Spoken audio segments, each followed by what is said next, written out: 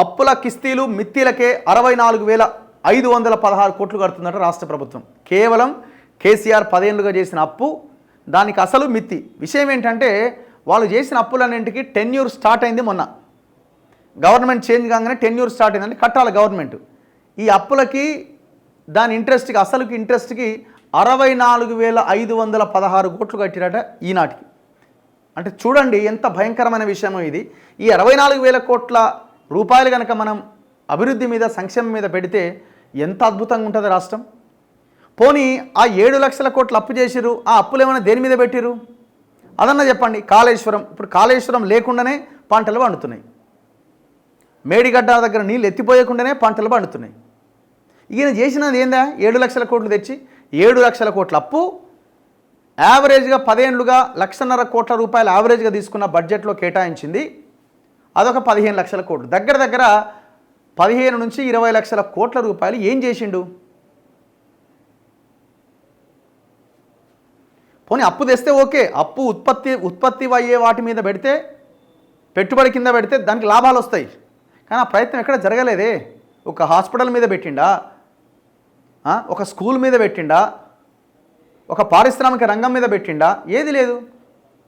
ఇంకా పైగా ఈ చేసిన అప్పులు పక్కన పెట్టండి, ఔటర్ రింగ్ రోడ్ అమ్మిండు, గవర్నమెంట్ భూములు అమ్మిండు. ఇది రాష్ట్రం అధోగతి పాలు చేసిండు. గ్యాంగ్ రేపే. ఏడాది కాలంలో గత 10 ఏళ్ల అప్పులకి చెల్లించిన రాష్ట్ర ప్రభుత్వం.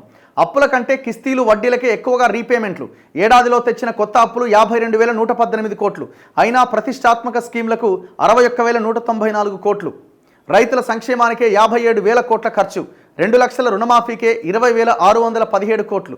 అప్పులపై నియంత్రణ పాటిస్తూ అభివృద్ధి సంక్షేమం. మేమేమంటున్నాం అంటే, నువ్వు రుణమాఫీ చేసినవా, రైతు భరోసా ఇస్తున్నావా, ఇస్తలేవా, మేమన్నీ ఏం అడగం. మాకు ఎడ్యుకేషన్ హెల్త్ కావాలి. ఎడ్యుకేషన్, హెల్త్, ఉపాధి, ఉద్యోగం, జాబ్, ఈ మూడింటి మీద కనుక మీరు ఫోకస్ పెడితే ఏది అక్కర్లేదండి. విద్య, వైద్యం, ఇలా రైతులు లేరా?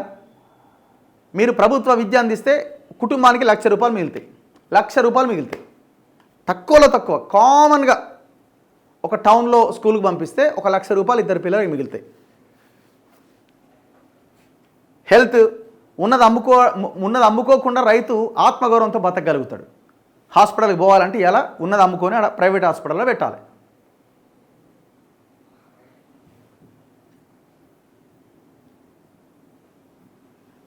ఇప్పుడు మీరేం చేస్తున్నారు? ఇప్పుడు మీరు కూడా 46-50 వేల కోట్లు అప్పు తెచ్చారు. ఎందుకు తెచ్చారంటే మరి ఏం పైసలు లేవు, ఏం చేయాలి? ఆయన తెచ్చే మీరు తెచ్చిరి, రేపు పొద్దున ఇంకా గుదిబండలాగా మారిపోద్ది. ఏం చేయాలా? పోనీ తెచ్చిన అప్పునైనా దేనికోసం ఖర్చు పెడుతున్నాం అన్నది ఇక్కడ చాలా కీలకం. తెచ్చిన అప్పు ఉత్పత్తి రంగం మీద పెట్టాలి, ఉత్పత్తి అయ్యే రంగాల మీద పెట్టాలి. దాని ద్వారా రాష్ట్రానికి ఆదాయం రావాలి. 5 ఏళ్లకో 10 ఏళ్లకో.